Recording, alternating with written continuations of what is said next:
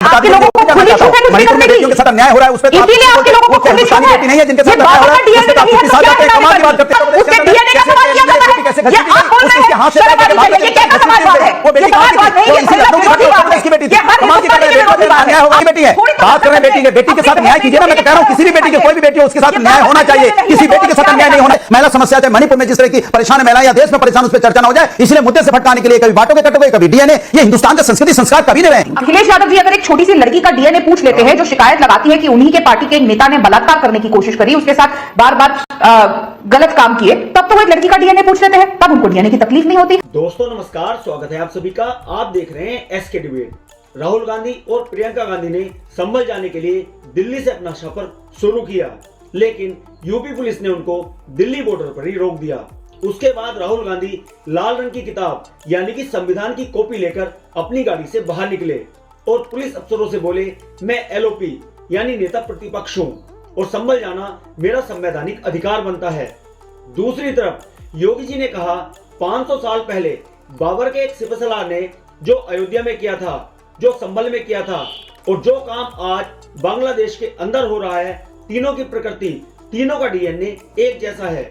योगी जी के इस बयान पर विपक्ष ने जोरदार हमला बोला। आज की डिबेट इसी मुद्दे पर होने वाली है। बीजेपी की तरफ से राधिका खेड़ा और अनुराग भदौरिया समाजवादी पार्टी की तरफ से हैं। दोस्तों वीडियो बहुत मजेदार होने वाली है, आपसे अनुरोध है वीडियो को अंत तक जरूर देखें। वीडियो पसंद आए तो लाइक करें, शेयर करें, कमेंट करें और मेरे चैनल को सब्सक्राइब करें। तो दोस्तों मेन डिबेट स्टार्ट करते हैं। चलिए शुरू करते हैं। कि वो लखनऊ में बहुत दूर नहीं है, भारतीय जनता पार्टी की सरकार पूरी की पूरी कैबिनेट यहां रहती है। मात्र 7-8 किलोमीटर दूर लखनऊ में विकास नगर में अमन गौतम की पुलिस कस्टडी में मौत हो गई। कोई नहीं गया, कोई नहीं गया बीजेपी का नेता। समाजवादी लोग गए और उन्हें आर्थिक मदद भी की। ये समाजवादी लोग हैं। क्यों बीजेपी का नेता नहीं गया, जरा पूछना चाहता हूं। वहां पुलिस वाले सस्पेंड भी हुए, उनको दोषी भी हुए पुलिस वाले। इसी सरकार से हमने मांग की, फिर सरकार ने पुलिस वाले सस्पेंड किए, लेकिन बीजेपी का नेता कोई नहीं गया आर्थिक मदद करने के लिए। छोटी सी बच्ची है अमन गौतम की, छोटी सी बच्ची। मैं पूछना चाहती हूं, क्या अब देश की पॉलिटिक्स यहां आ गई है कि कौन बाबर का समर्थक है और कौन राम का? अबे जल्दी बोल, कल सुबह पनवेल निकलना है। जब यहां पे अभी कोरोना काल आया, तब आपने देखा होगा सबको प्लाज्मा की, खून की जरूरत थी। तब भी किसी ने किसी का डीएनए नहीं जाना, किसी का धर्म नहीं जाना, किसी की जाति नहीं जानी। सबको खून की जरूरत थी और लाइन लगा के लोगों ने खून दिया, क्योंकि सबका एक ही डीएनए, एक ही बात थी कि हम सब हिंदुस्तानी हैं और हिंदुस्तान को आगे ले जाना, हिंदुस्तान को बचाना, हिंदुस्तानियों को बचाना है। कोई हिंदुस्तानी हमसे बिछड़ ना पाए, चाहे खून की कमी से हो, चाहे प्लाज्मा की कमी से हो, सबने लाइन लगा के दिया। इसी तरह आजादी के आंदोलन में भी सबको यह था कि देश को आजाद कराना है। कोई जाति और धर्म की बात नहीं कर रहा था, सब देश को आजादी के लिए, आजादी की लड़ाई लड़ रहे थे।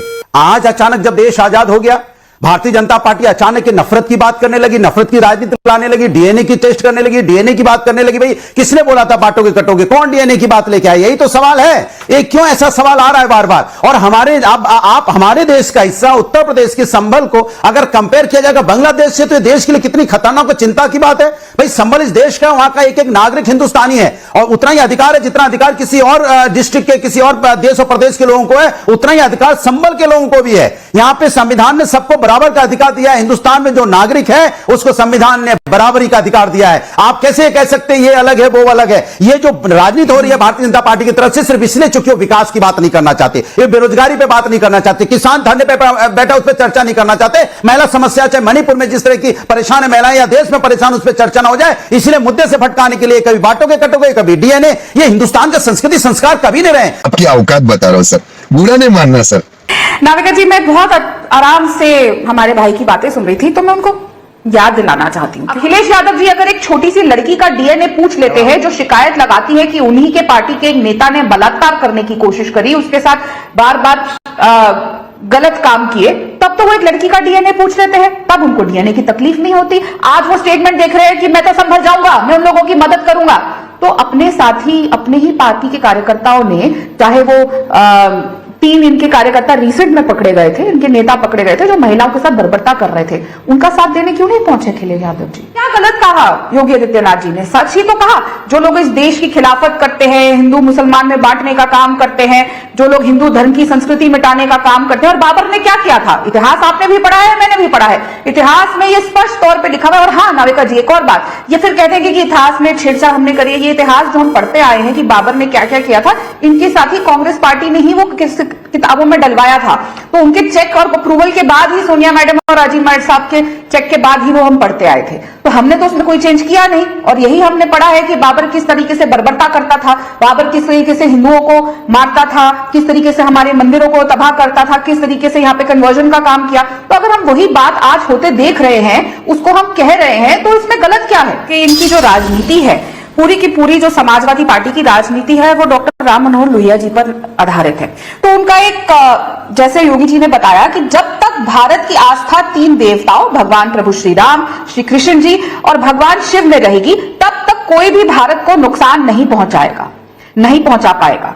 तो अब इनको भी आप बता दीजिए कि ये सब खिलाफ थे, जो इतनी लंबी लंबी अभी भाषण इन्होंने दिए हमारे समाजवादी पार्टी के प्रवक्ता हमारे भाई ने, तो इनको भी गलत बता दीजिए। अनुराग भदौरिया जी, काउंटर। डीएनए की बात हो गई, वो भी बाबर की, तो चोट किसको लग रही है? अखिलेश यादव को।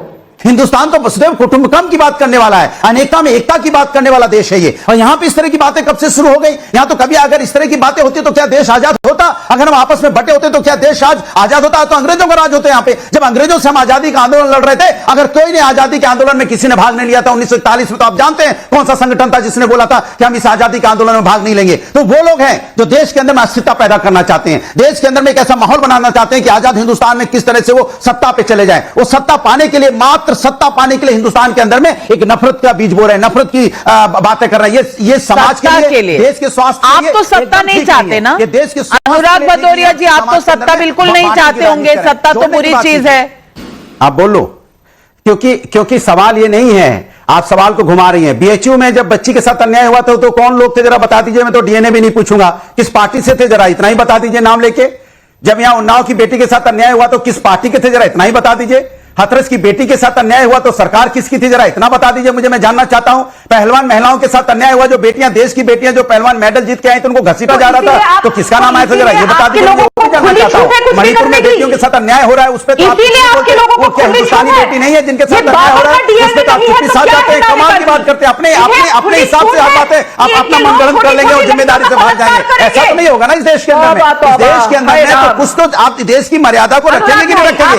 देश एक है और देश का डीएनए एक है, वो है हिंदुस्तानी। हम सब हिंदुस्तानी हैं। हिंदुस्तान कैसे आगे बढ़े इस पे बात कीजिए। आप हिंदुस्तान को तो आपस में नफरत की राजनीति करके सत्ता सिर्फ पाना चाहते हैं और कुछ नहीं। आपको कोई लेना देना नहीं है महिलाओं से, उनके कैसे घसीटी गई, उसके हाथ से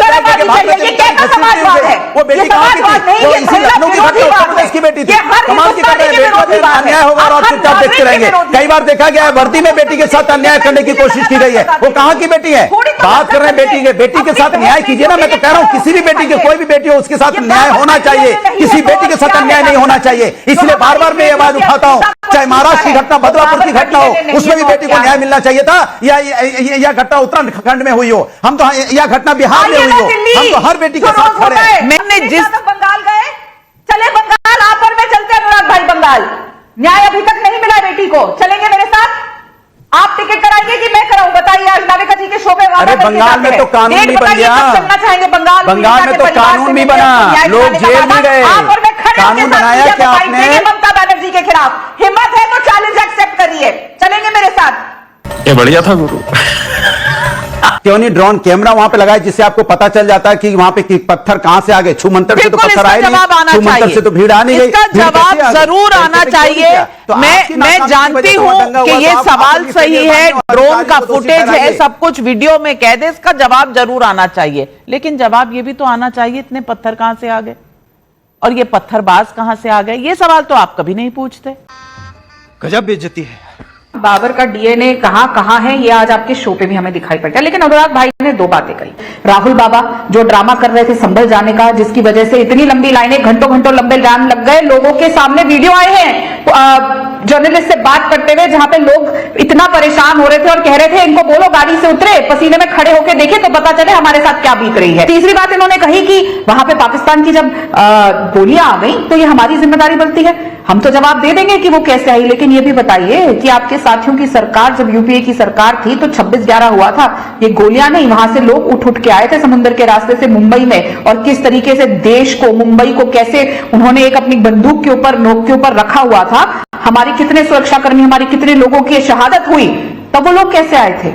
और आप लोग क्या कर रहे थे? आप ही के साथी के गृह मंत्री बार बार कपड़े बदल रहे थे देश के, उस समय याद है ना, कितनी बार कपड़े बदले थे तब गृह मंत्री ने। और मुख्यमंत्री महाराष्ट्र के कांग्रेस के आपके साथी के मुख्यमंत्री देशमुख साहब, वो तो पिक्चर की शूटिंग करवाने गए थे अपने बेटे की। तो मेरे वहां पे मुंह खुलवाएंगे ना, बात यहां से शुरू होगी तो लंबी दूर तलक जाएगी। मजा आया। देखा दोस्तों, आपने राधिका खेड़ा और अनुराग भदौरिया दोनों को सुना। आप किसकी बात से सहमत हैं? दोस्तों, वीडियो को लास्ट तक देखने के लिए दिल से धन्यवाद। और वीडियो के बारे में आपकी क्या राय है कमेंट सेक्शन में कमेंट करके बताएं। और अगर वीडियो पसंद आई हो तो लाइक करें, शेयर करें, कमेंट करें और मेरे चैनल को सब्सक्राइब करें। तो दोस्तों, मिलते हैं अगली वीडियो में। जय हिंद, वंदे मातरम, जय श्री राम।